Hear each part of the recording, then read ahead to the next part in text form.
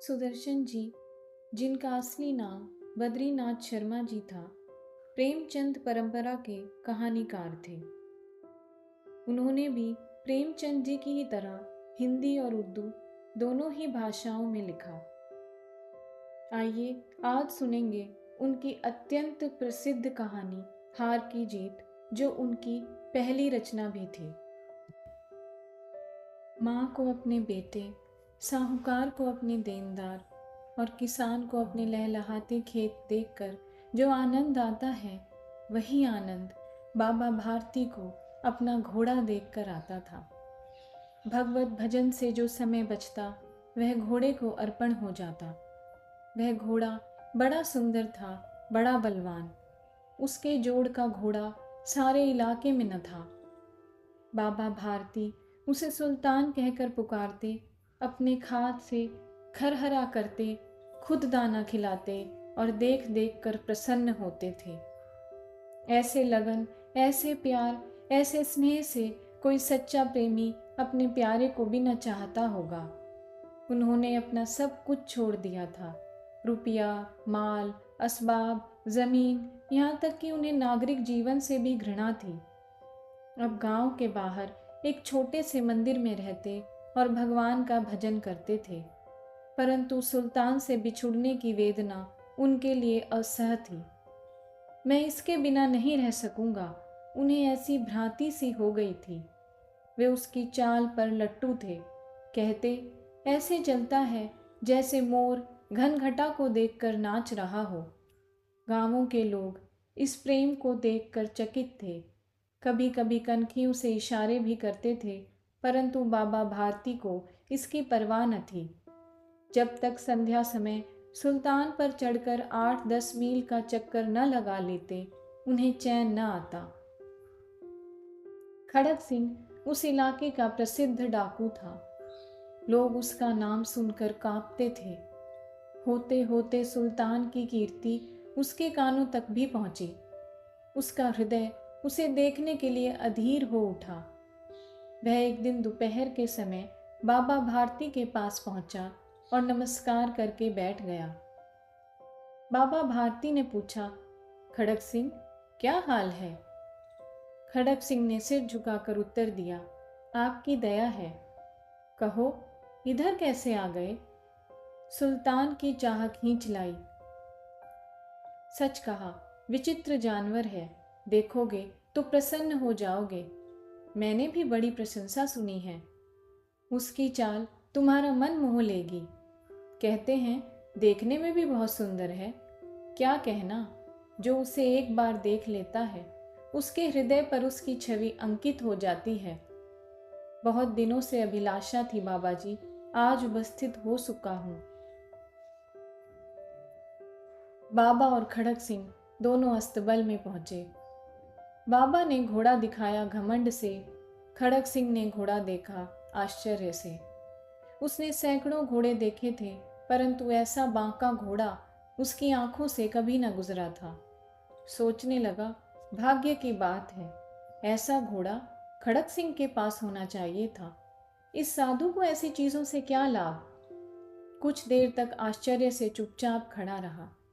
इसके पश्चात उसके हृदय में हलचल होने लगी।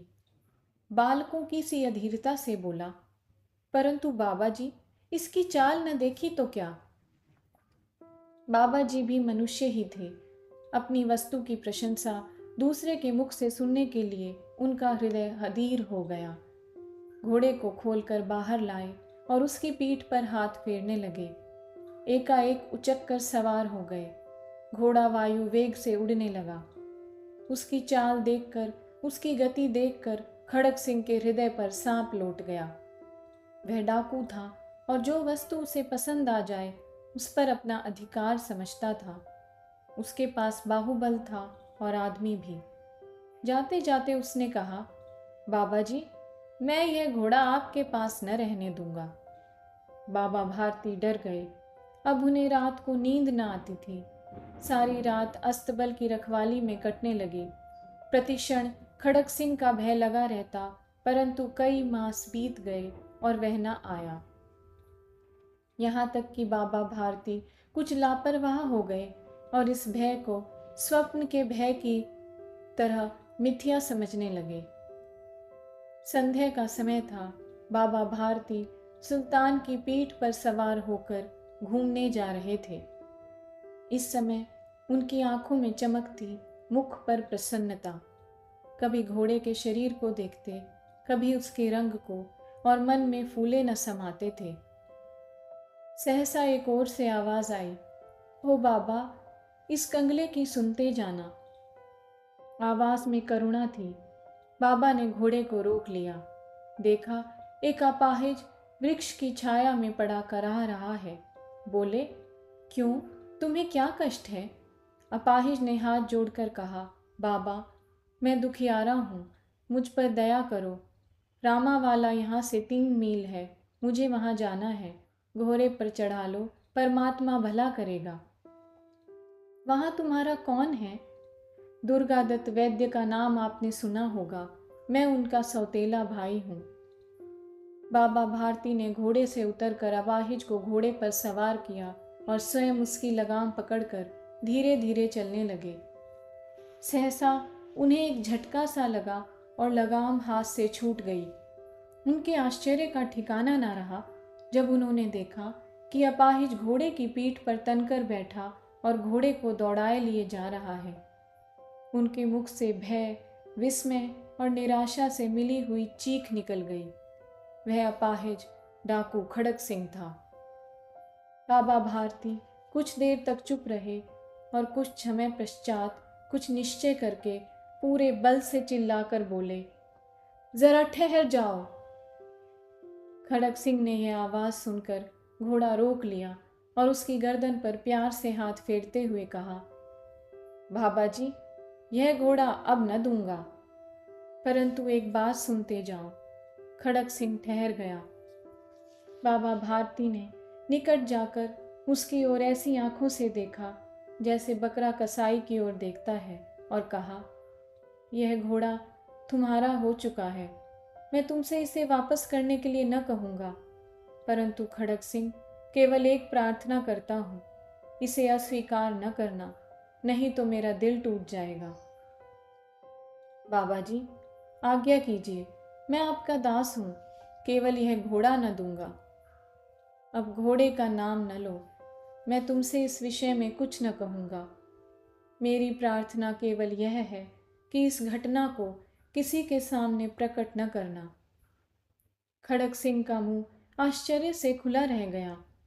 उसका विचार था कि उसे घोड़े को लेकर यहाँ से भागना पड़ेगा, परंतु बाबा भारती ने स्वयं उसे कहा कि इस घटना को किसी के सामने प्रकट न करना। इससे क्या प्रयोजन सिद्ध हो सकता है? खड़क सिंह ने बहुत सोचा, बहुत सिर मारा, परंतु कुछ समझ न सका। हार कर उसने अपनी आंखें बाबा भारती के मुख पर गड़ा दी और पूछा, बाबा जी, इसमें आपको क्या डर है? सुनकर बाबा भारती ने उत्तर दिया, लोगों को यदि इस घटना का पता लग गया तो वो किसी गरीब पर विश्वास न करेंगे। और यह कहते कहते उन्होंने सुल्तान की ओर से इस तरह मुंह मोड़ लिया जैसे उनका उससे कभी कोई संबंध ही न रहा हो। बाबा भारती चले गए, परंतु उनके शब्द खड़क सिंह के कानों में उसी प्रकार गूंज रहे थे। सोचता था, कैसे ऊंचे विचार हैं, कैसा पवित्र भाव है। उन्हें इस घोड़े से प्रेम था। इसे देखकर उनका मुख फूल की नाई खिल जाता था। कहते थे, इसके बिना मैं रह न सकूंगा। इसकी रखवाली में वे कई रात सोए नहीं, भजन भक्ति न कर रखवाली करते रहे, परंतु आज उनके मुख पर दुख की रेखा तक दिखाई न पड़ती थी। उन्हें केवल यह ख्याल था कि कहीं लोग गरीबों पर विश्वास करना न छोड़ दें। उन्होंने अपनी निज की हानि को मनुष्यत्व की हानि पर न्यौछावर कर दिया। ऐसा मनुष्य मनुष्य नहीं, देवता है। रात्रि के अंधकार में खड़क सिंह बाबा भारती के मंदिर पहुंचा। चारों ओर सन्नाटा था। आकाश पर तारे टिमटिमा रहे थे। थोड़ी दूर पर गांवों के कुत्ते भौंक रहे थे। मंदिर के अंदर कोई शब्द सुनाई न देता था। खड़क सिंह सुल्तान की बाग पकड़े हुए था। वह धीरे धीरे अस्तबल के फाटक पर पहुंचा। फाटक किसी वियोगी की आंखों की तरह चौपट खुला था। किसी समय वहां बाबा भारती स्वयं लाठी लेकर पहरा देते थे, परंतु आज उन्हें किसी चोरी, किसी डाके का भय न था। हानि ने उन्हें हानि की तरफ से बेपरवाह कर दिया था। खड़क सिंह ने आगे बढ़कर सुल्तान को उसके स्थान पर बांध दिया और बाहर निकलकर सावधानी से फाटक बंद कर दिया। इस समय उसकी आंखों में नेकी के आंसू थे। अंधकार में रात्रि ने तीसरा पहर समाप्त किया और चौथा पहर आरंभ होते ही बाबा भारती ने अपनी कुटिया से बाहर निकल ठंडे जल से स्नान किया। उसके पश्चात इस प्रकार जैसे कोई स्वप्न में चल रहा हो, उनके पांव अस्तबल की ओर मुड़े, परंतु फाटक पर पहुंचकर उनको अपनी भूल प्रतीत हुई। साथ ही घोर निराशा ने पांवों को मन भर का भारी बना दिया। वे वहीं रुक गए। घोड़े ने स्वाभाविक मेघा से अपने स्वामी के पांवों की चाप को पहचान लिया और जोर से हिनहिनाया। बाबा भारती दौड़ते हुए अंदर घुसे और अपने घोड़े के गले से लिपटकर इस प्रकार रोने लगे जैसे बिछुड़ा हुआ पिता चिरकाल के पश्चात पुत्र से मिलकर रोता है। बार बार उसकी पीठ पर हाथ फेरते, बार बार उसके मुंह पर थपकियां देते और कहते थे, अब कोई गरीबों की सहायता से मुंह न मोड़ेगा। थोड़ी देर के बाद जब वे अस्तबल से बाहर निकले तो उनकी आंखों से आंसू बह रहे थे। ये आंसू उसी भूमि पर ठीक उसी जगह गिर रहे थे जहां बाहर निकलने के बाद खड़क सिंह खड़ा रोया था। दोनों के आंसुओं का उसी भूमि की मिट्टी पर परस्पर मिलाप हो गया। धन्यवाद। अगर आपको मुझसे ये कहानियाँ सुनना अच्छा लगता है तो प्लीज़ इस चैनल को सब्सक्राइब करें और वीडियो शेयर करें।